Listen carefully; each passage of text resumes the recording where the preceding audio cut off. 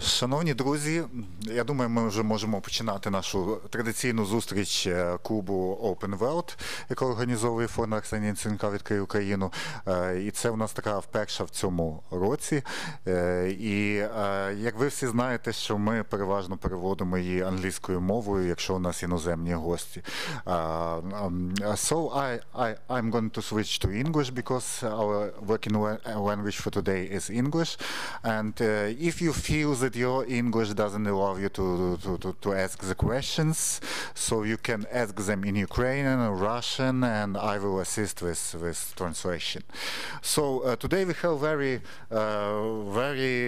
interesting guest, senator from Kansas, Krіс Steininger, and for 16 years.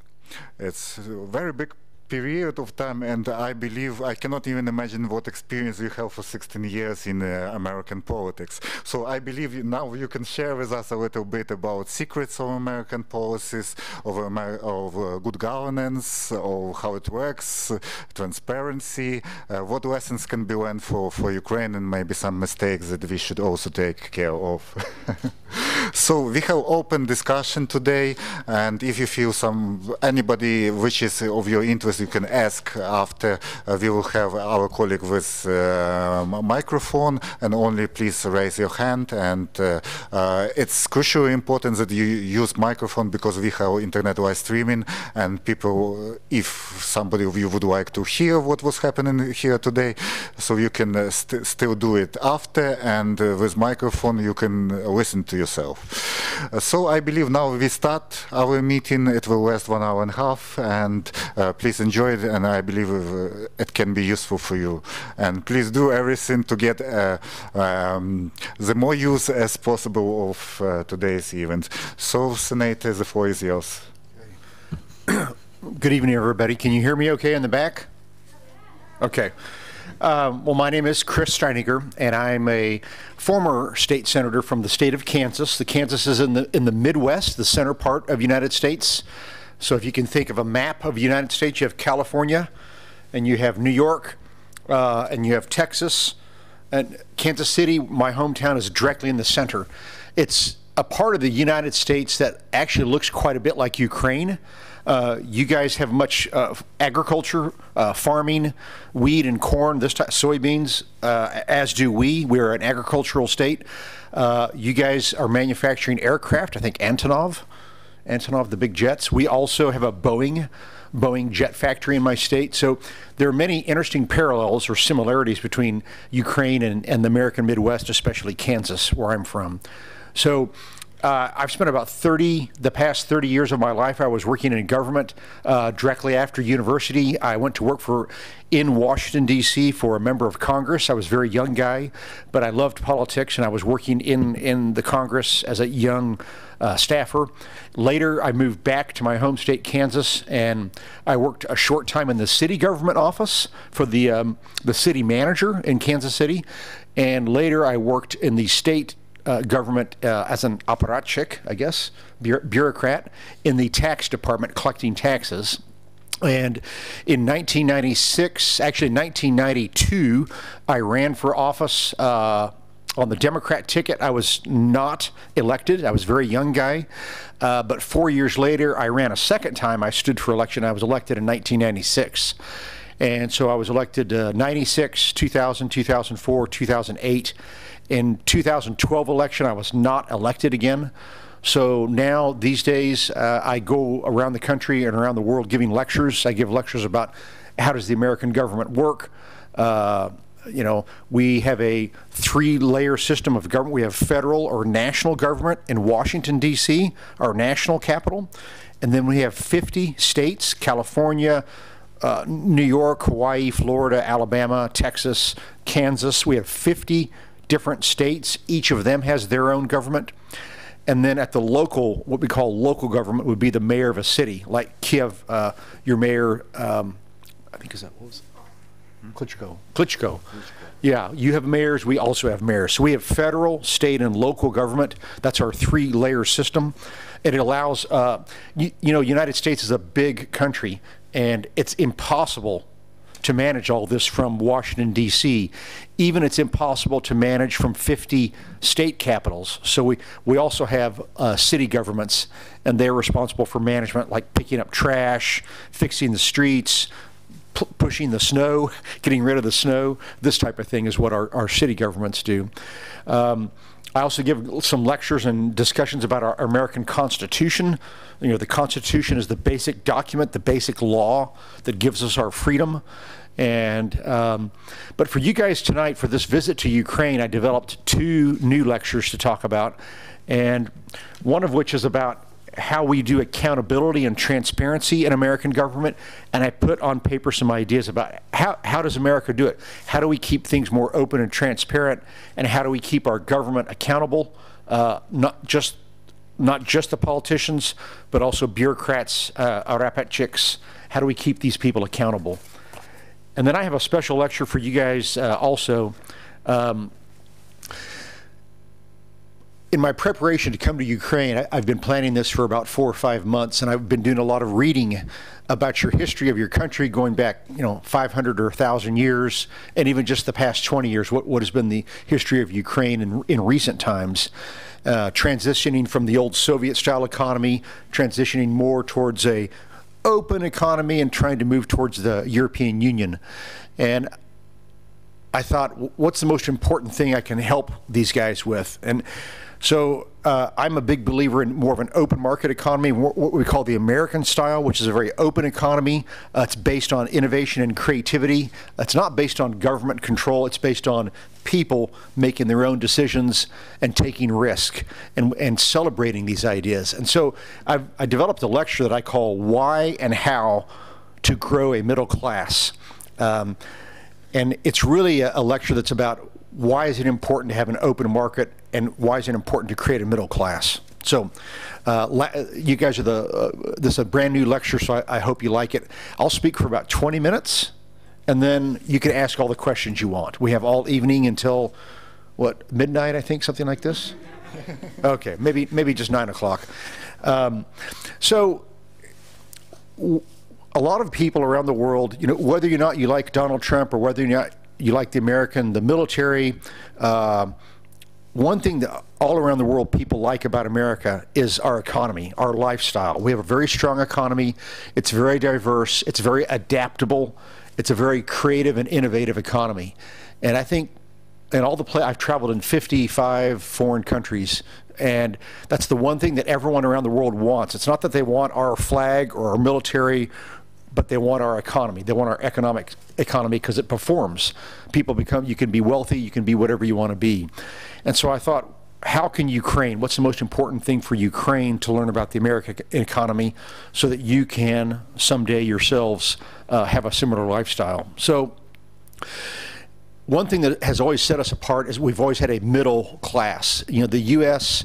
was founded 250 years ago by people from Europe who were living under kings and queens and kaisers and czars.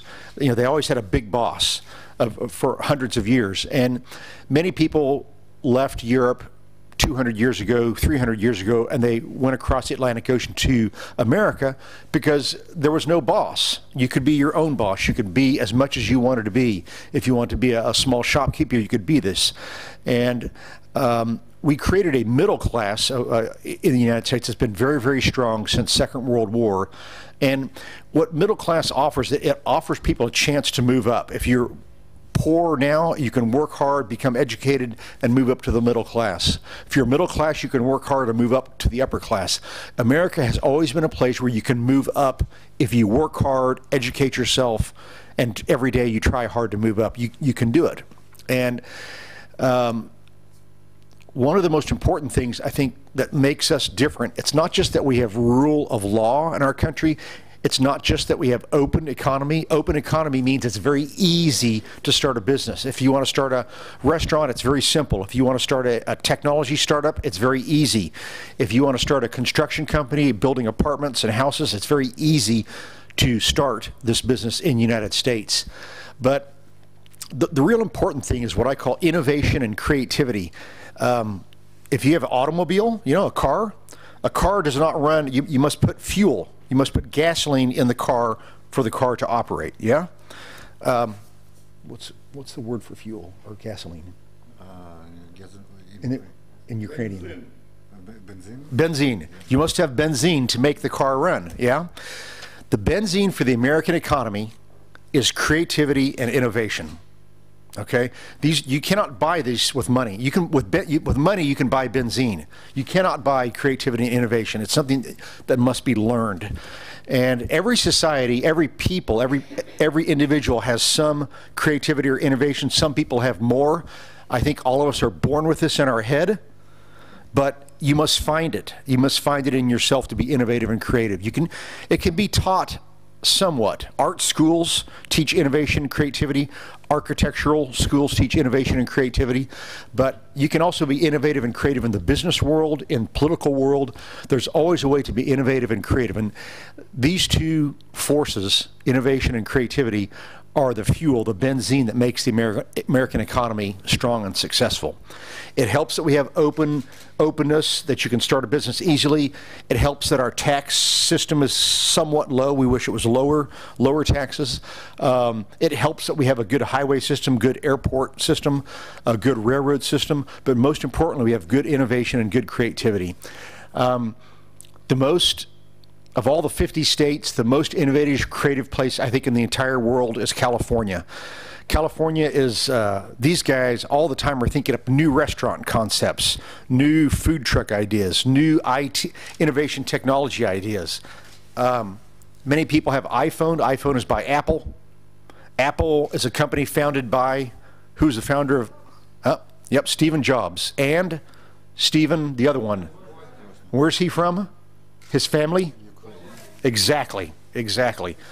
These two guys had, in 1975, something like this, they were young university students, the Steve and the Steve, and they had this idea, you know, computers, before then computers were enormous. Computers were as big as this desk, and they cost millions of dollars.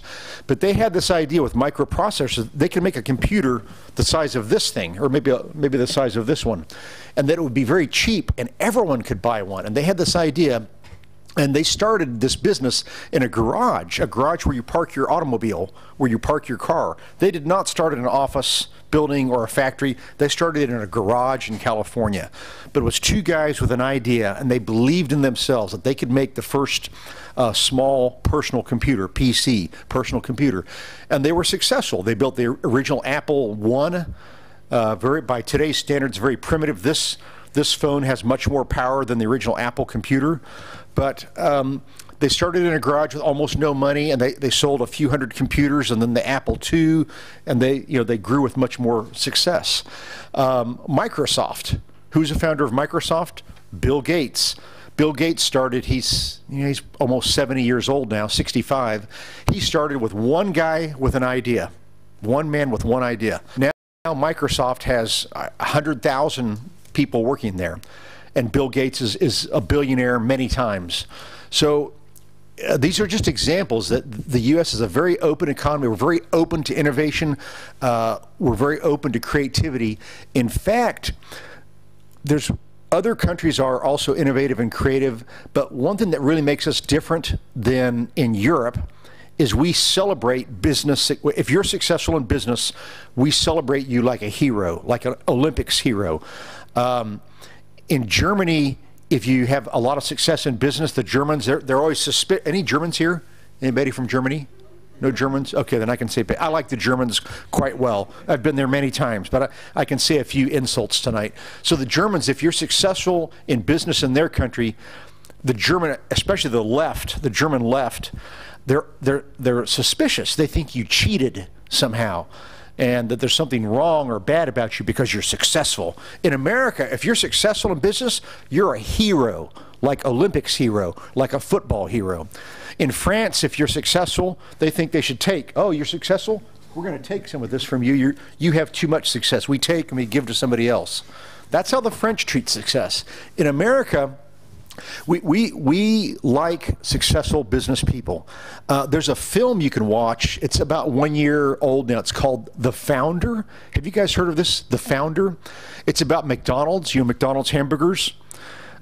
This company, the film is what we call documentary type film. It's called The Founder. And it's about the guy that, McDonald's was started in California, like 1950, 1952, something like this. Two brothers, they have one hamburger shop, very small hamburger shop, but it's very automated hamburgers. And the two brothers are very happy. They just want one restaurant. They're happy just to make a little bit of money each week. And this guy comes along. His name is Ray Kroc. Anybody know this name, Ray Kroc? He's the founder of McDonald's. And he was selling machine to make a chocolate milkshake. And he watched these two brothers in their automated restaurant, and he thought, these guys have a really good idea. And so he talked to the two brothers, and he said, hey, you guys have really good idea, very much automation in your hamburger restaurant.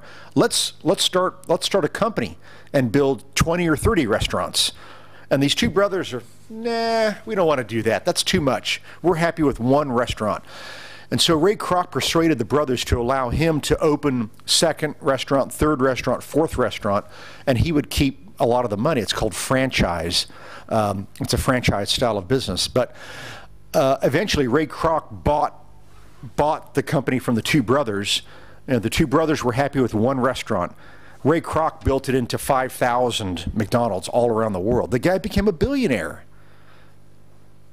In just 30 years, he went from selling a machine to make chocolate milkshake, and he sells these from his car. He does not even have a shop.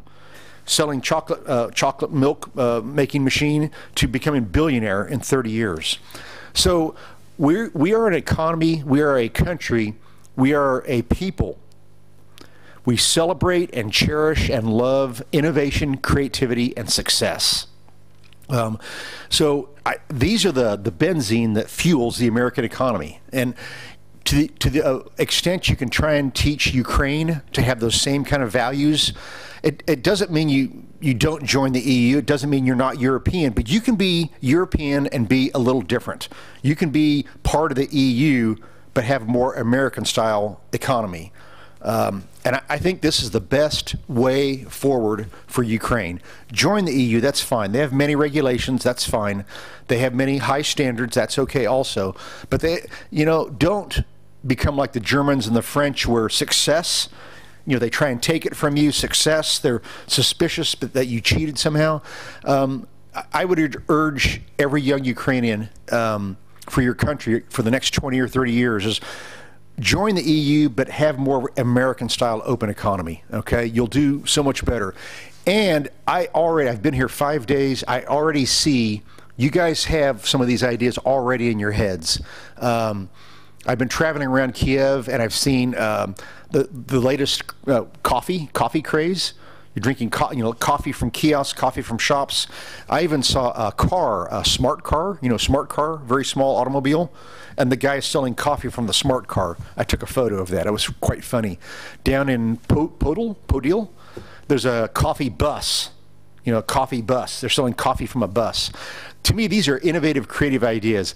I found another one. I went, the first day I was here was Saturday. It was snowing, really bad day to walk. We walked down the, yes, that one, the street that goes like this. Actually, we didn't walk. We were like skiing on our feet. We skied down. At the bottom of that hill is Lviv Chocolate Shop, Lviv Chocolate Factory. That's the best damn chocolate in the world. It really is, guys. This could be, I don't know that will be as successful as McDonald's, but they have good chocolate. They have nice looking shop. The people treat you well. It's clean. They have chocolate, chocolate to drink, chocolate candy. When I was there, they had birthday party for small children. The little children have little hats on, a little bib. They have chocolate all over their face. They're having fun. They're singing songs. That type of shop would make an excellent franchise. I guess they have one in Lviv and Kiev. You could open that around the world and be successful. Whoever has come up with that idea has a very good idea. So I see at least in Kiev, I've not been to Odessa or Lviv or anywhere else, but I see in Kiev a lot of old people that maybe aren't going to change and adapt. That this is the way it is in every country, in every society. It's the young people are the ones that change and adapt and are creative and come up with new ideas. The older you get, the more, and it's the same true of me also, the older you get, we say stuck in a rut. You can't change yourself very much. Young people, your mind is younger, you can change. You can come up with new ideas. And I'm seeing it here in Kiev. I mean, you guys have a good art scene here. Today I was visiting a couple of galleries, the Pinchuk. I just was there 2 hours ago. Some very avant-garde art ideas, but that's a sign of creativity. Even some of these art ideas, I don't understand what the artist is thinking, but what matters is it's creativity and innovation, and that's what I saw. I didn't understand it, but I know what I saw. I went to another one today. Czech. Czech gallery, Czech gallery. It's over on Krivlieska.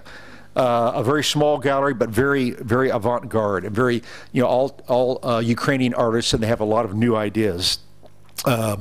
So I see in Kiev, and I see in the Ukrainian young people, you do have innovation, you do have creativity, you need more of it. And you need a chance to succeed in business, whether it's coffee shop, art gallery, or whatever it may be. You have Uber in the city. I rode Uber to come to the Pinchuk gallery today. Uber is a creative way that one guy with one car can become a business person. You have Airbnb. Airbnb is if you have Airbnb in your city, this is a good sign of it's the new economy. It's the online economy. And so you have the beginnings here in Kiev for success when you join the EU, to be a more of a modern economy. Okay. So that's a bit about how America is different, how our economy is different. It's that we're much more open to business ideas. We celebrate business success. We celebrate football success. We celebrate any kind of, we love success. And we throw parties, and if you're successful, you're a hero. We don't care how you made your money. If you made a lot of money, you're a hero. Maybe not through corruption, but if Donald Trump, some people don't like the guy, but he became a billionaire. He inherited much money from his father. We say he inherited a big pile of money, and he made the pile even bigger. We celebrate this kind of an idea. We think if you're successful, maybe you should be a leader. So more and more in my country, you see successful business people now become politicians. I think your own mayor of Kiev, he was a successful sportsman, yeah? To be successful in sports, is it to be lazy? No. To be successful in sports, you must work really hard. And this is true whether it's success in sports or business or politics, you must work very hard. Try every day, 7 days a week, 12 hours a day. This is how you become Olympic champion. This is how you become successful boxer like Klitschko. It's how you become successful politician, is you work hard every day.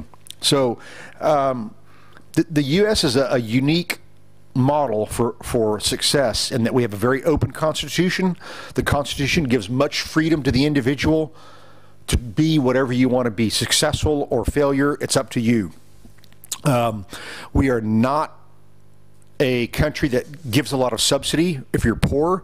And if you want to be a poor person and be lazy, go to Germany. They give you money, they give you apartment, they give you food, they give you health care. You can be lazy all you want in Germany, not in the United States. If you're lazy, you don't try very hard, you're almost maybe not living on the street, but very poorly. You can give a little money from the government, but it's not much, and you have a very bad lifestyle. So we're a place you can be, you can work hard, you can become Bill Gates, you can become Stephen Jobs, you can become Barack Obama. Look at Barack Obama. His father ran away. Barack Obama never knew his father. His father ran away when he was a very small child. His mother also, when he was a small boy, she moved away, and he was raised by his grandparents, his grandfather and grandmother. Normally in the U.S., that's not a very good start. It normally means if you have no parents around, you often end up very poor. But Obama is a perfect example that you can try hard and become well-educated, and you can also become Obama is a very gifted speaker. He's a very good talker, very, very good. And he learned this in Chicago through many ways, but he used that success to move up first to be state senator, just like me. and then national senator in Washington, and then he became president. So it's a system that's very open. You can be poor black guy, and you can become president. You can be two guys in a garage in California, and you can become Steve Wozniak and Stephen Jobs. So it's a system. You can move up if you have a good idea and talent and you work hard. You also need some luck, some good luck. We have people that are talented and work hard and they never have any money. You know, maybe they had some bad luck somehow. We've also had people that are stupid, but they have good luck, and they also, that doesn't happen so often. Usually it's better if you work hard, become educated, and work 7 days a week, you can be successful. So this is a bit about what makes America different, what makes our economy better. It's not only that we have a good constitution, the public laws. It's not just that we have the rule of law, enforcement of contracts. It's not just that we have a government that not a little bit of corruption, but not much. It's not just that we have good highways and airports, but number one thing is we're innovative, creative, and we celebrate success. And these, like I say, these are the benzene of the American economy, okay? Well, so I've been talking for at least 20 or 25 minutes, I think, and I think it's about time for some of your questions. So we have a lot of time. We can talk about the innovative economy. We can talk a little bit more about accountability in government. We can talk about what's coming in the next elections in our country. So the questions are for you guys. So who's first? We have the former diplomat, please. Ihor. Good evening, Mr. Senator. I am Ihor Turyansky, ambassador retired. I have 41 years of diplomatic service in my life. And I have some questions for you just now. First question, as a former senator of United States, did you personally congratulate President Putin on his election as a president? No, I did not. Answer is very short, no. No. According to information provided to Ukrainian citizens by mass media, President Trump also did not congratulate him. Okay. That's good. That's good for you and for President of the United States. It's good for Ukraine. Then you have said, you have informed us a lot about the internal system of United States and about the possibility to everybody to reach a peak in his career, working hard. Sometimes I read in internet the saying, if you want to live like king, you need to work like slave. Yeah, and that's I think good. That's true. But you know that today we have the more examples when a lot of Ukrainian people emigrated from Ukraine. Emigrated to Poland, emigrated to United States, to Canada, to some other Western countries. And I also remember that one Nobel laureate from Israel, Dan Shechtman, and his meeting also was organized here in the framework of Open Ukraine. And he made a recommendation to Ukrainian government not to invest in teaching of lawyers and economists. Invest in the teaching of technical specialities, because you have very clever people. And there was an example when the professor of Kyiv National Polytechnical Institute emigrated to Israel because he was engaged in the working with the solar energy. And he came to the conclusion that solar energy at that time, at this time, is not interesting for Ukrainian government.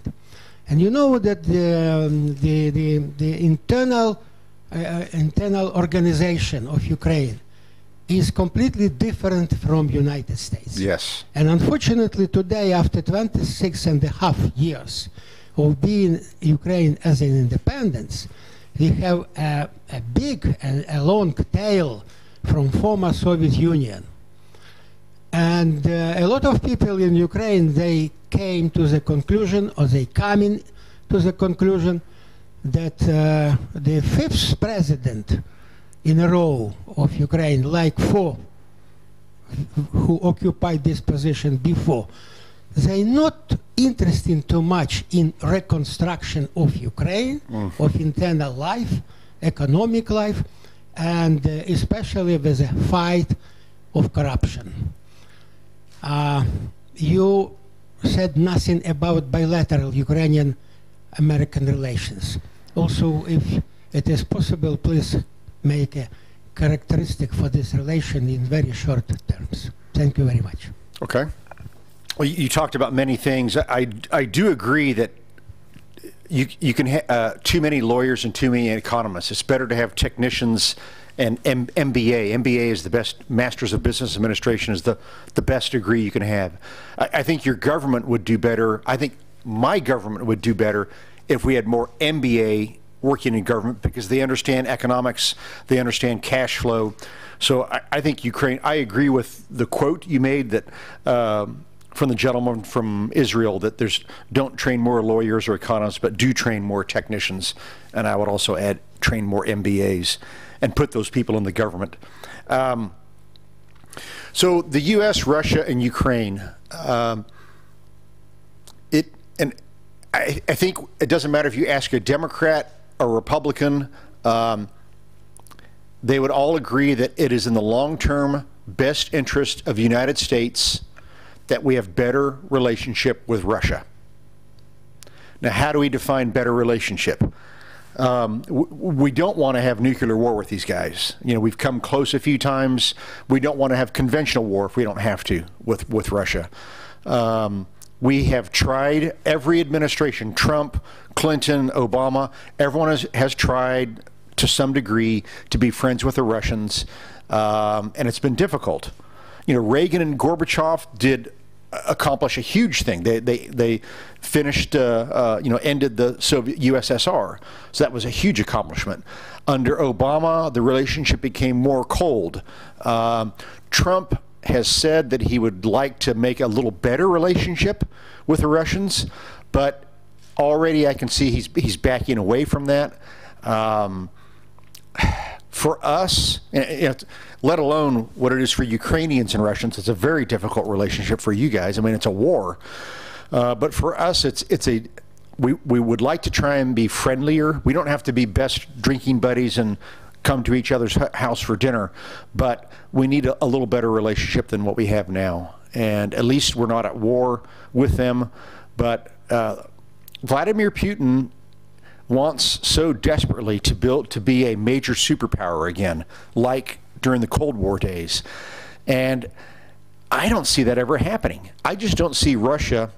You know what? They just don't have the economy to be a superpower. Even during Cold War times, we had a bit of a joke about the Soviet Union during Cold War times. They were like a man with big muscles in his arms, yeah, big military, but the legs of this man are only this big around.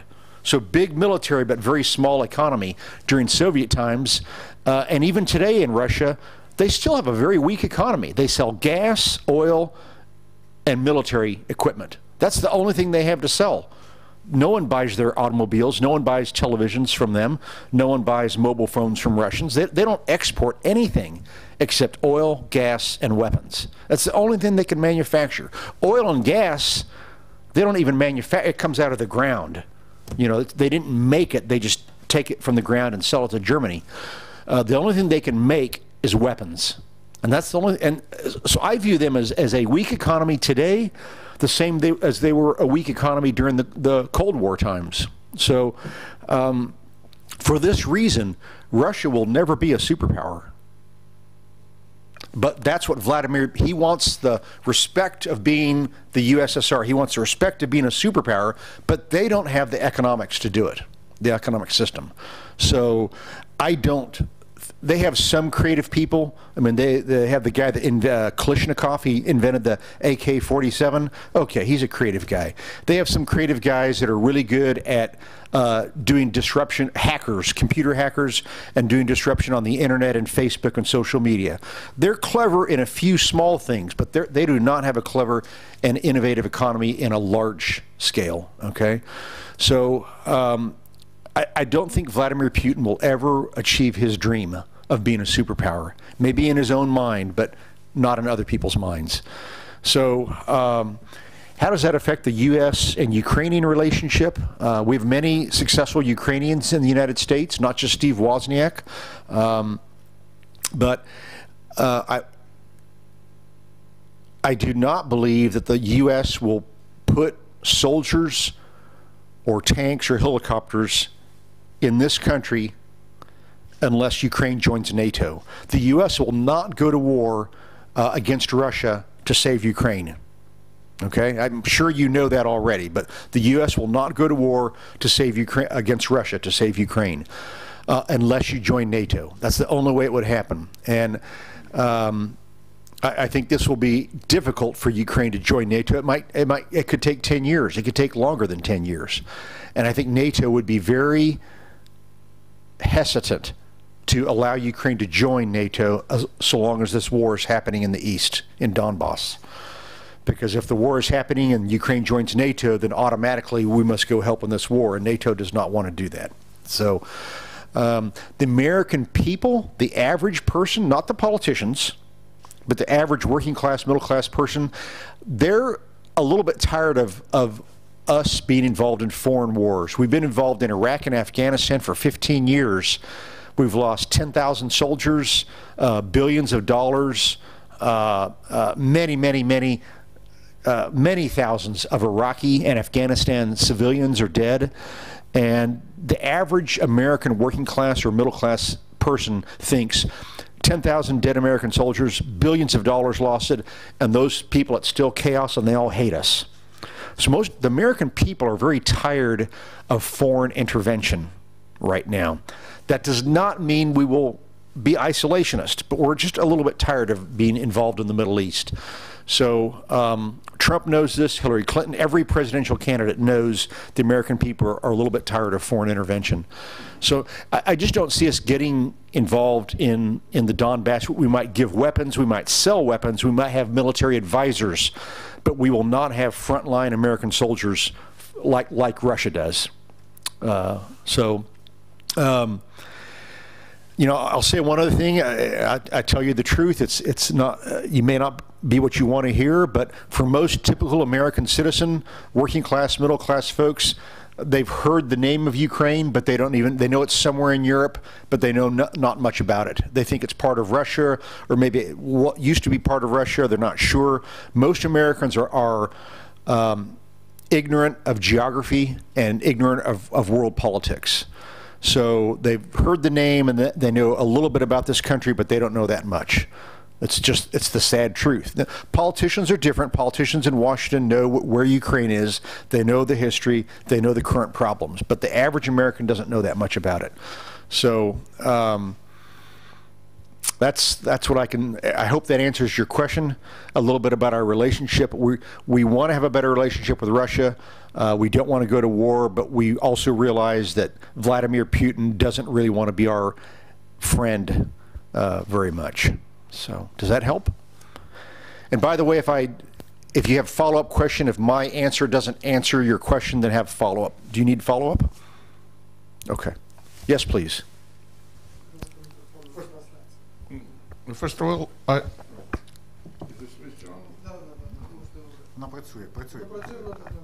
Hello, do you hear me? Okay. So first of all, I would like to make some comments across your speech. First of all, I would like for the Americans or for foreign period specialists, experts, to run over the following test in order to get the idea whether do they understand properly the Ukraine and what is going here. Because from my experience, it seems to me for most of the experts from abroad, it's a kind of enigma. So first of all, I would like to ask them, please cognate the Ukraine. And here is the test. What do you think? What is the most successful career or profile of MBA here in Ukraine? What will guarantee if you are an MBA, and what is MBA as a guarantee of success here? How can you specify these 3 letters, MBA, to get the proper understanding that it will guarantee you a success after getting this diploma. What is Okay, well, MBA yep. from your point of view? The Only MBA 3 words. MBA, Masters of Business Administration. No, in Ukraine, the guarantee is Master of Bribery Administration. Okay. That's the difference. Of course, it's a kind of a joke, but still, there is a lot of grounds under this. From my point of view, we can discuss if you are against this point of view. I will propose to look at the level of corruption and international appraisals, including the estimations of your experts from the United States. Then, turning back, you mentioned that middle class is one of the topic of your other lecture. The thing is, and this is for discussion maybe, that there is no need from the existing regime, both this and previous and almost all regimes of Ukraine, to increase or to enlarge this layer of society, middle class. That is why we have the layer that it becomes less and less numerous here, and a lot of people used to quit from this country because they do not want this big boss, but this big boss as for the entrepreneurial people. By the way, both Steves would fail here with their garage business because, first of all, in order to move with their business on and further, they would have, first of all, to register at the IRS in Ukraine, and all of this. But as far as I know, if you want to conduct your own business as a private person, as entrepreneur in the United States, you can do this only after a year. You have to declare your income taxes. That is, we have this burden called Фіскальна служба.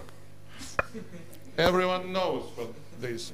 As you're an expert in taxation, I will attract your attention that we have here VAT as well as in the Europe. Please tell me, maybe the reason of success that the United States do not run this way of taxation, I mean VAT. You have sales tax. Yes. From my point of view, till we have VAT of Ukrainian style, we will never get a success here with our economy because our VAT is quite different. You mentioned Germany, and when I talked to my German partner that I have to pay VAT just at the moment when I supply you a product, not when I get the money from you. He looked at me and said, "You are crazy, it is impossible."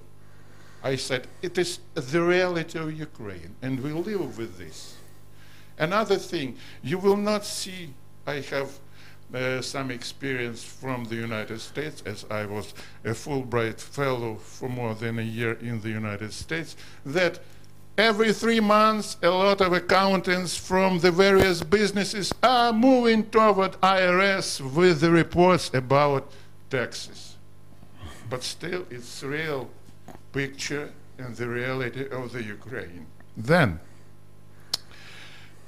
you mentioned about the Constitution. But the thing is that our Constitution distinguishes from the American one that some statements are lies.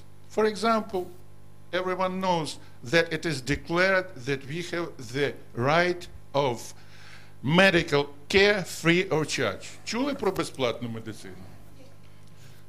But there is no actually free of charge medical care. Education also. And a lot of things, a lot of lies we have just in the main document, that this is the foundation, this is the fundamental of the state. Then I ask you, how can we build a construction if we have garbage in the fundamental of it? It's impossible. So, this is the main difference. And you said that the United States will never put the soldiers here in Ukraine, I would say, oh, it's a pity. Because I remember when General MacArthur was the chief of the occupation administration of Japan since 1945. Then Japan, in 5 years, became an economic miracle throughout the whole world. And most of the merit of this contribution was made by the occupation authorities with the leadership of General MacArthur. So I hope that someone like General MacArthur will occupy this territory, and I am ready to surrender to him at once with this prospect. Thank you. So can Kansas occupy Ukraine for the moment? We only have 3 million people in Kansas, so maybe California might be better. They have 26 million. I think it's more appropriate. Well, you have quite a long statement. I'm not sure exactly what the question was, but one thing about the MBA degree, I understand you have a different definition, Master of Bribery Administration. In the U.S., the MBA it's a university degree, but it teaches analytical tools. It's not so much a creative degree, but it teaches analysis and the ability to look at numbers. And what I have found in my 30 years working in government is many people that work in American government do not understand numbers very well or cash flow. They don't think like a business very well. And our government is getting larger and slower and less effective every year. That's one of the reasons that Donald Trump got elected, is many people want a revolution against Washington, D.C., because Washington, D.C. takes more money and they're becoming like Kiev. They take more money, but they get less done. They accomplish less. So I'm glad to hear you're a Fulbrighter. I've been a Fulbrighter twice, teaching over in Germany and Greece. But you didn't exactly have a question, so it's more like a series of comments, and I thank you for that. I think it will take Ukraine maybe it never happens. Maybe Ukraine will never be successful. Maybe that's the fate. But maybe it might be successful. There's always a chance that something good can happen. The advantages of VAT and sales tax. Okay.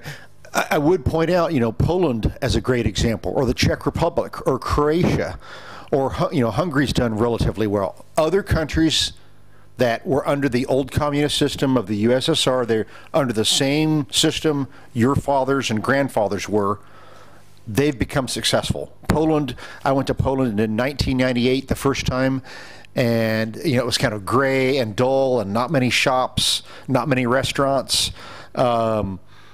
If you went in the museum or the train station, the people that worked there were not friendly. They didn't seem very happy. It was very inefficient. That was 1998.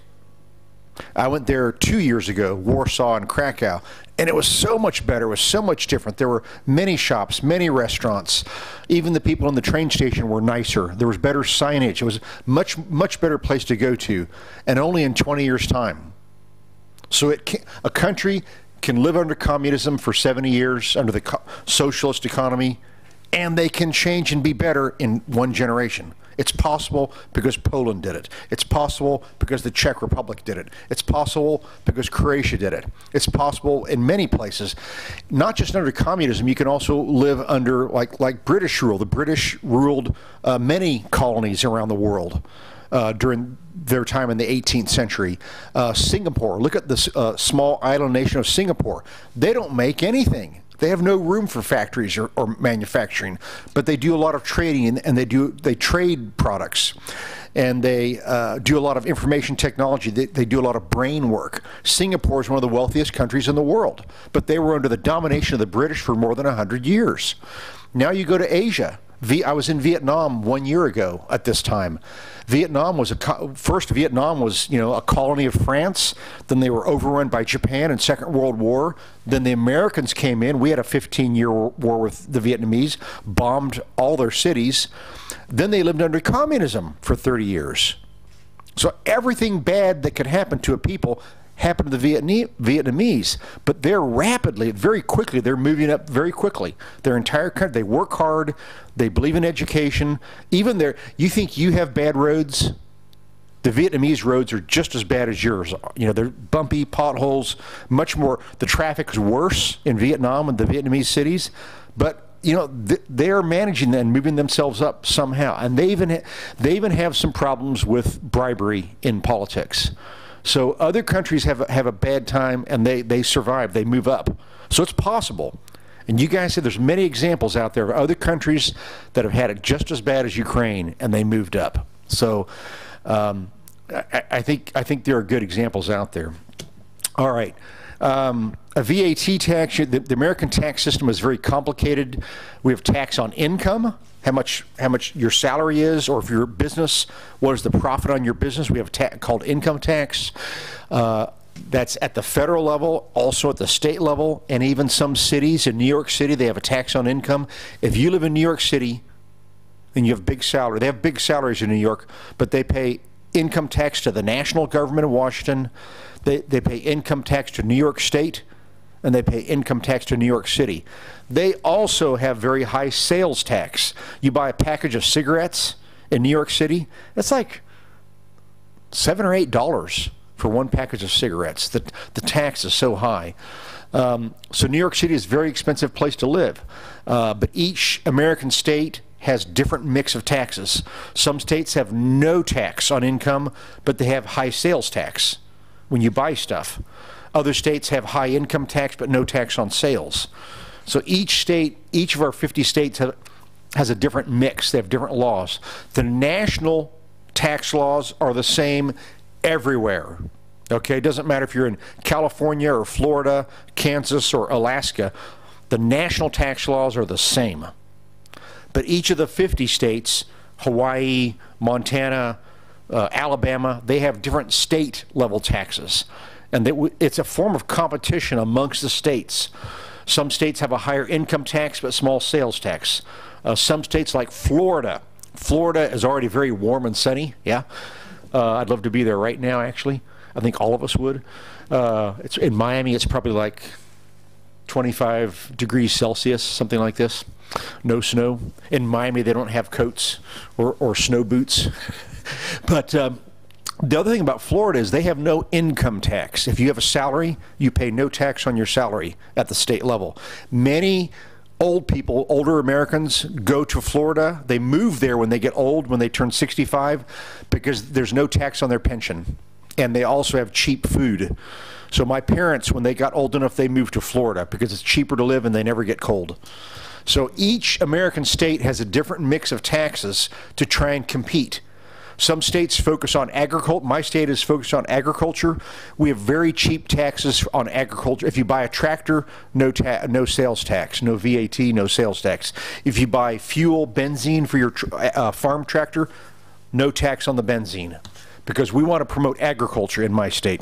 Other states have manufacturing, and they have cheap taxes on factories because they want to be strong in production of automobiles, like Detroit, Michigan, or Ohio. They're big states for manufacturing, so they have cheap taxes on factories. So each of our 50 states has a different tax structure, and it can be very complicated to understand all this, but that's why we have accountants. So I've given it a very long answer, and I know more people have questions. Yes, please. Alexei Semeny. Okay, Alexei Semeny. I have two questions. First question is quite short. Actually, you spoke about how it is the view from the United States on the outside world, but just not talking about the average citizen. Which countries or which states would you probably 3 to 5 name or label as your main allies or main friends globally on the one hand? On the other hand, which maybe states or some structures you will label as main threats to US now? Okay. If the first question quite short, then comes the second one. Okay. Well, the U.S. is, you know, we always go back, our number one ally, you could probably say is England, United Kingdom. You could even say it's there's an organization called the Five Eyes which is the 5 English-speaking United States, Canada, England, Australia, New Zealand.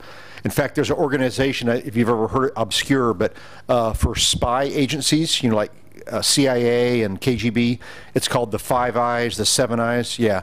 So for the U.S., our best allies would probably be England, the Five Eyes, England, Canada, Australia, New Zealand, and Australia would be our top 5, I think. And then Israel would also be one of our top allies. They're a very small country, but strategic location, and they have a very good, well, to be blunt, and they have a very good spy network in the Middle East. They're very good at gathering intelligence for us, and I can't prove this, but I highly believe they solve problems occasionally for us, i.e. they eliminate someone that we don't like. I think this, Iran had some nuclear scientist a few years ago going to work in his automobile, and a motorcycle comes along and they put bomb on the car, and that's the end of him. We're not sure who did that, but I can take a pretty good guess it was probably someone from Israel, Masood. So the Five Eyes plus Israel would be our closest allies. You know, we have good relationships. Despite what the media says, I think we have a very good relationship with Mexico. America has a lot of Mexican people living in our country. I mean, they're American citizens, but their grandfather came from Mexico. And then we have something like 10 million illegal people living in the United States. Many of them come from Mexico. And these people work hard. They're very industrious. We make jokes about the Mexicans. If you give a Mexican guy a pickup truck and some tools, he begins a construction company. If you give a Mexican woman a stove, you know, kitchen stove and pots and pans, she starts a restaurant. So they're very industrious people. They live their classic American living the dream. They come to America for freedom and opportunity, and they all start businesses. And most of them work very hard. So I think we have a good relationship with Mexico, obviously Japan. We have a very strong trade relationship with Japan. We love Japanese cars. Toyota and Honda are always the top 2 cars in the United States. We like Mercedes, but Toyota and Honda are more affordable. They're very good cars. So the biggest foes, there's 2 categories. The biggest competition for the United States is China. It's not so much a military competition, it's a competition for industry and commerce.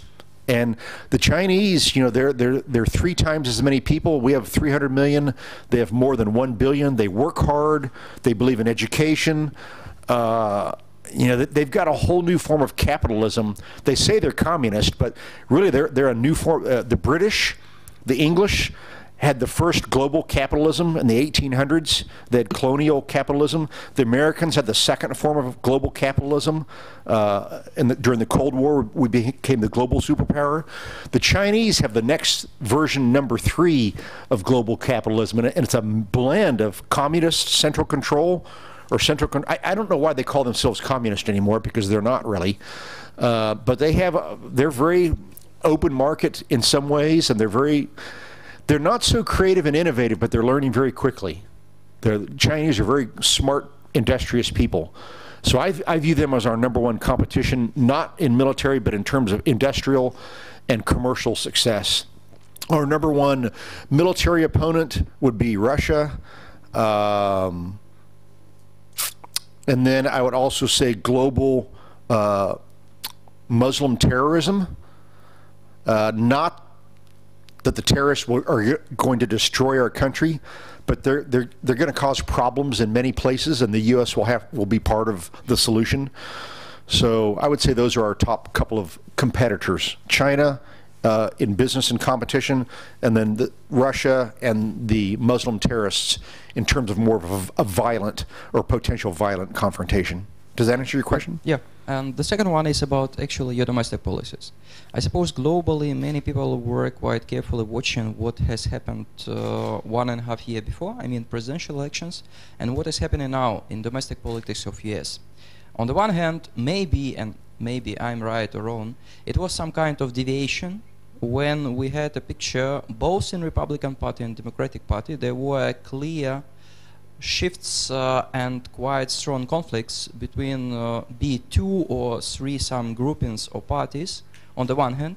On the other hand, when it came to the voting, actually we had a picture that the vote itself showed us that there is a large number of people, US citizens, who are quite unhappy with the whole political system in the US, meaning that they have some kind of feeling we the guys in US, except Washington DC, thinking a little bit in other way that those guys who are ruling us in Washington DC. So some kind of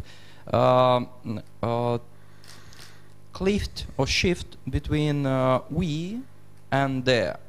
Do you see some kind this as a threat, or that is some kind of deviation, more about political campaign, more about some messages and political battles, but nothing serious inside? So firstly, it's about the party, be it Republican or Democratic, and some kind of tensions inside the parties, be it some persons, blocks, groupings.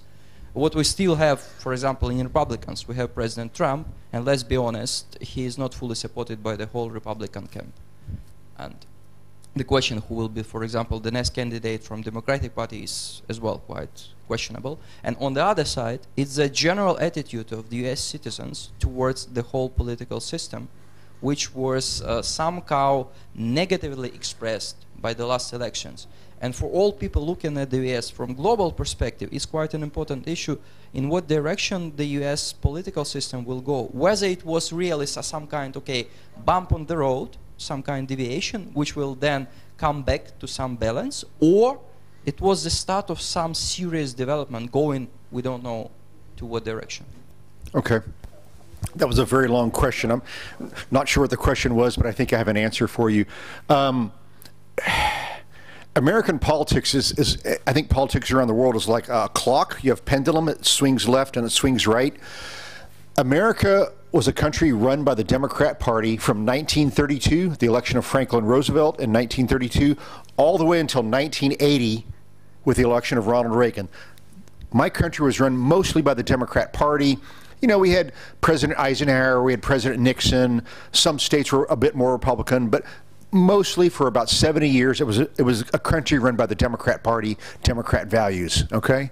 Starting with the election of Reagan in 1980, the country started moving towards the right. And it's been since 1980 until now, 2016 has been a slow, steady move to the right, okay? Or at least a move away from the left. You could say move to the center, move to the right. We know for sure we're moving away from the Democrats and towards the center or towards the right. We're moving in that direction. And it started with the election of Ronald Reagan.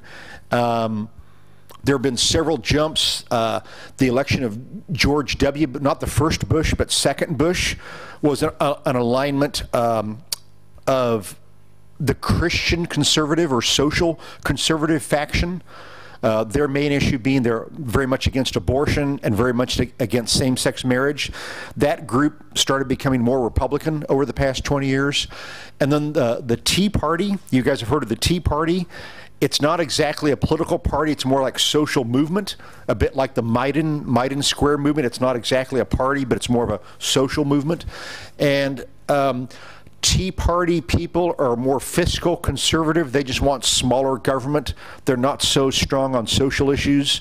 And they tend to be a bit more working class, middle class group of people.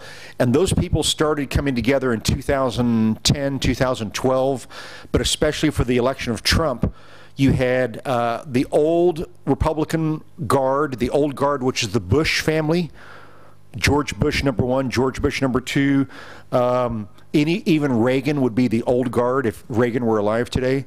And then you had the Christian conservative faction, and then you had the Tea Party faction. And those groups all together got Donald Trump elected. Trump also benefited a second thing. The Republican Party primary had 15 candidates.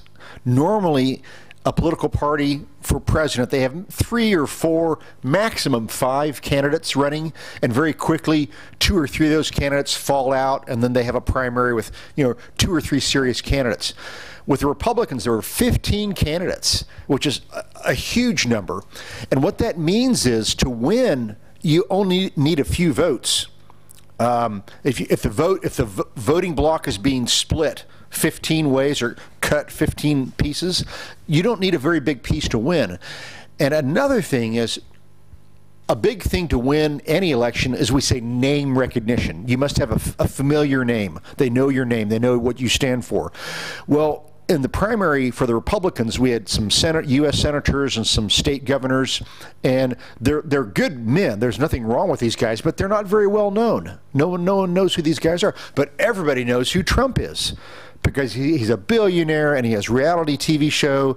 And when he first announced he's running for president, everyone kind of laughed. It's like, well, yeah, he's Donald Trump. He's from New York City. We don't elect people from New York City, and he's a billionaire in his reality show. So everyone would talked about it. He was very widely recognized, and the fact that he had his own money. He did not have to ask for money from anyone. He had his own money. He could pay for his own campaign. So he was able to survive as one by one, all the other candidates fell out.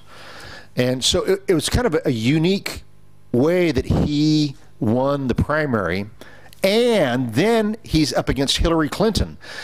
And another big trend you should know about our country is there's a growing frustration with Washington, D.C. You find this all across the country, Democrat, Republican, non-political, working class, middle class. There's a growing frustration with every one of us about Washington, D.C. We pay more money in taxes. They spend more money than ever. We have huge national debt, and they still can't get things finished. Almost as bad. And you feel the same sentiment against Brussels. You hear it in Europe. The Marie Le Pen, the German alternative for Germany.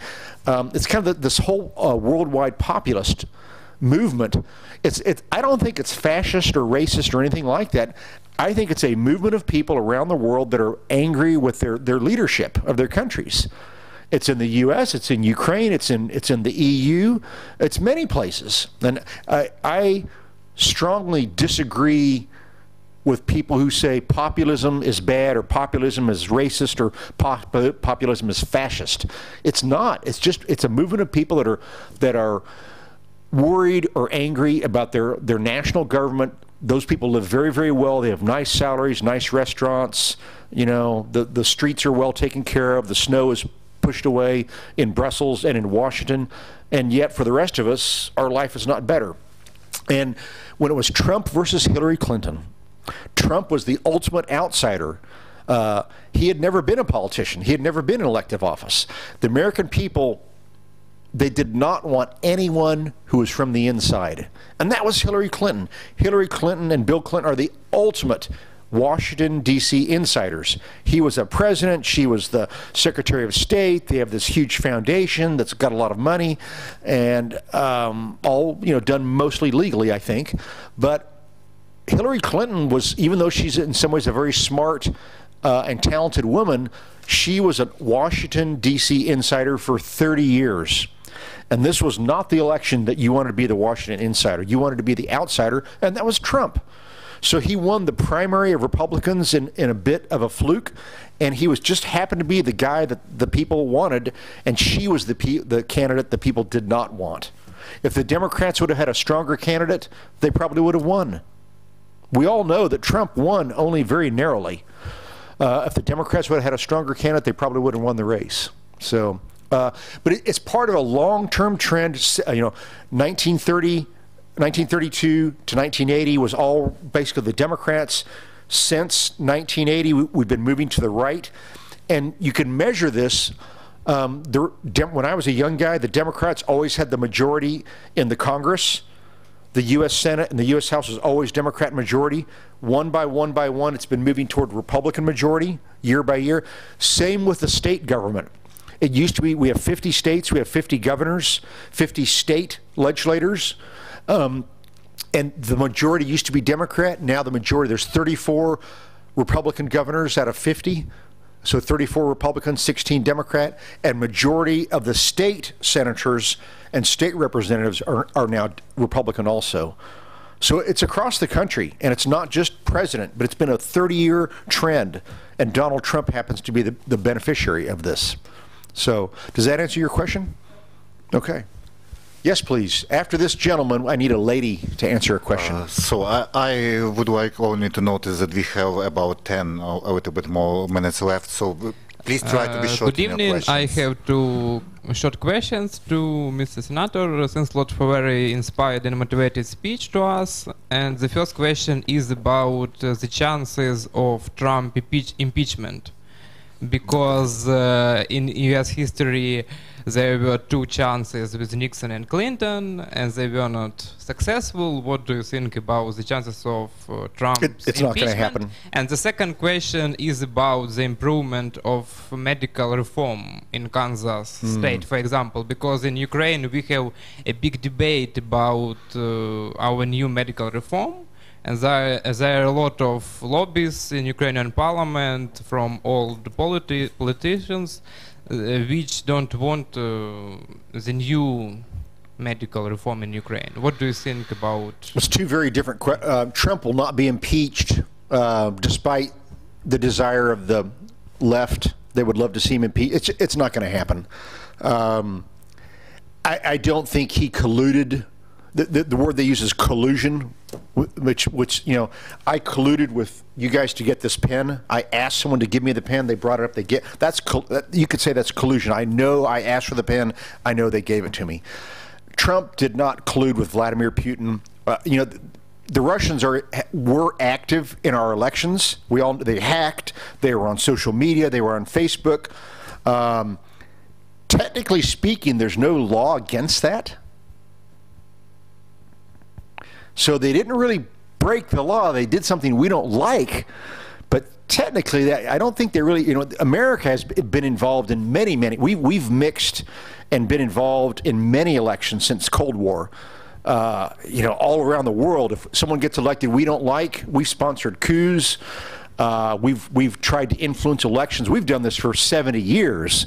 So every time I hear the American media, CNN, talking about the Russians, they're being involved in our election, I always think, yeah, we've done it for 70 years to everybody else around the world. So, you know, what we say, what comes around goes around.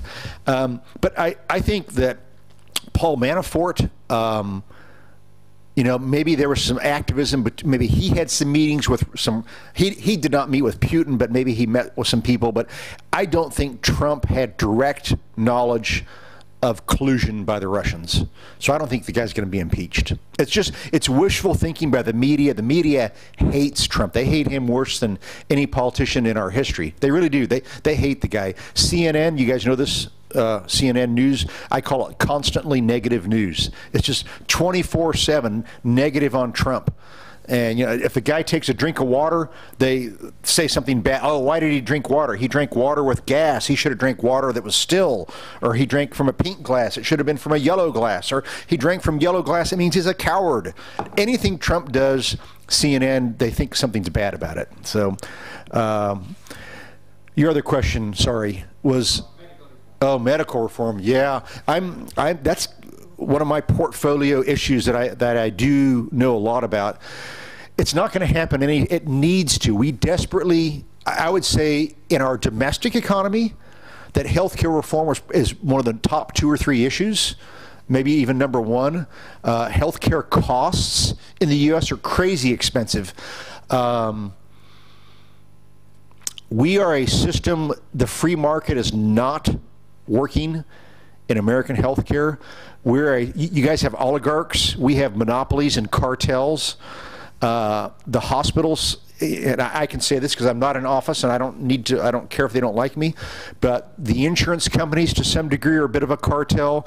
Hospitals in a big city, the hospitals in one city can kind of work in a cartel fashion. The pharmaceutical companies have a bit of a cartel system. So there's not much competition in American healthcare, and the prices are very high. We also have too many lawyers. There's too much litigation. Whatever you do, I encourage Ukraine to adopt the American economy. Do not adopt our legal system where we have all the litigation. Europe, the Germans, the French, they have a better litigation system. They do not have, it's like open warfare in the American court system. We have lawyers and they're constantly fighting litigation. They cause a lot of problems. So adopt our economy, but not our legal system. please. But healthcare reform will take a long time. The Republicans tried. Obamacare was not a good solution. The Republicans, honestly, we don't have a good plan either. It's the truth. So it's going to take some more years. Time for a lady question. Ladies, come on. The guys are asking all the questions. There's 15 women here. Surely one of you has a question. Ladies last, not first. In this case, ladies are last, I guess. Sorry. Well, I'm going to stay around afterwards. This is my last appointment, so I'll stay around for another 20 or 30 minutes for anybody that has questions afterwards. Any final question? Anybody? Any guys? Anybody who's not asked one otherwise? Yes, please. In general, to summarize your presentation, from your point of view, is the American experience of governance of the state is applicable for Ukraine, from your point of view? I think there's some lessons to learn. Ukraine is you're bigger than Germany, bigger than France, but not as big as the U.S. So you're big, but not huge. And as I understand, you have these reforms going where they're trying to put more power and authority to local government at the local government level. Yes. As Oblast. It's a reform on their way, so still what to be done. I think decentralization. It means decentralization. Yeah. I think this is a good idea. But good ideas can be implemented very well. They can also be implemented very poorly. You guys are going to have to watch this very closely. And you're going to have to watch, because you already have the corruption problem. In the United States, we have, at the national level in Washington, almost no corruption. It's almost impossible to take a bribe at the federal level because there's so many people watching. The Democrats watch the Republicans, Republicans watch the Democrats. We're always trying to find each other making a mistake so we can, terminate their candidate. And then we have the media. CNN is watching, and there's so many people watching everything and watching. It's impossible. Same is true at the 50 state governments. There's been a little bit of bribery a long time ago, but in today's world, it's almost impossible at the state government level to be involved in bribery and corruption. Theoretically, yes, but same thing. The Democrats watch the Republicans, Republicans watch the Democrats, the media watches everyone. Now with the World Wide Web and mobile phone video cameras, citizens are watching. I mean, everybody's watching. So at the state level, it's also difficult. Where we do occasionally have problems with corruption in the U.S. Is that the small, not small cities like Kansas City or Kiev, but the small towns, no one watches. Because at the local government level, we do not have Democrat and Republican. They run as independent candidates at the local level. And often the journalists, the newspaper, television, if the small town is 5,000 people, the town council meets once a month. The television doesn't go, the newspaper, they don't go, the citizens don't bother. So it does happen at the local level, and often it's a city employee. We see this with a fair amount of frequency. It's often some nice, I'm not to pick on the ladies, but often the clerk for the town, the person writing checks, they write checks. Sometimes it's a guy, a lot of times it's women, and they very carefully create a small company that, not with their name on it, but with their cousin or a fake name. And they very carefully, everyone trusts this person because they're small town, everyone knows each other. And they very carefully, every month they send $300 check or $2,000 or small amounts gets paid to the small company every month that no one questions what's going on. And these people get caught every once in a while. They steal $5,000, $10,000, $100,000 and they get caught. And it's because no one was watching, because it's small town and everyone trusts one another. So my advice to you is as you do decentralization, I think it's a good concept, but you need to watch because corruption and bribery and theft can happen when no one is watching.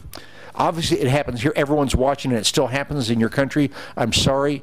The other thing to watch out is in government contracts.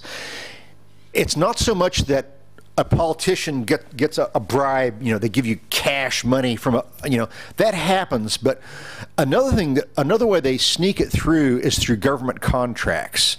So instead of, sorry, I'm going to use you and I as the bad guys. So instead of him giving me cash money, what we do, we write a very special contract that says we need to hire a company to build bridges in Oblast, in my community, and the bridges must be, 10 meters long and 5 meters wide, and you must have a qualified engineer. What university did you go to? University? Yeah, you. National University. The engineer must be a graduate of that university. He must be a man. They write the contract in a way. It's called favoritism. It gives favoritism to his company to win the contract, and then very carefully he wins the contract, and the price is a little bit higher, and then secretly some of the money comes back to me. So watch out for government contracts, because a contract can be written in a way that's very fair and very open. They can also be written in a way that gives favoritism to a certain special company. And this can happen. It does occasionally happen in the United States, more at the small local government level than at the national level. So I think decentralization is a good plan. Ukraine is too big to operate the entire country from Kiev. It's too big, it's too diverse. Lviv is not the same as Odessa. The economy is not the same. The geography is not the same. The climate is not the same. It's too big of a country to run everything from Kiev. So you need decentralization, but you also need accountability of these local governments. So does that help answer the question?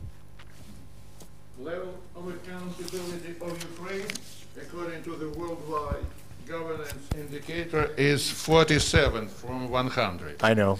Yes, but how can you comment that neither this year the government gave no report to the parliament about the year 2017, nor last year the government gave no report for the parliament about the experience or the outcomes of its governance during the year 2016? How can it be cope with this level of accountability that was proposed by the Worldwide Governance Indicators Project of World Bank?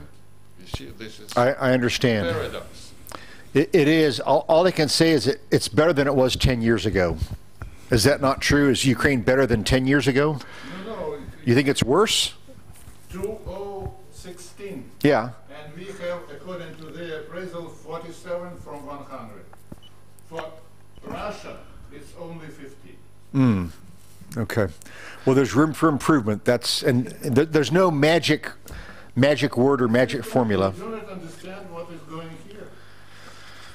Well, I have no answer for that question or that comment. But I thank you for your time. I will stay around for another 20 minutes or so. If you have questions afterwards, come up. But I thank you for your time. So, Senator, thank you very much, and all of us see you next time during our events, and please follow us on our Facebook, and you can watch also video from our present meeting on Facebook and on our site. So, see you. All right. My pleasure. My pleasure.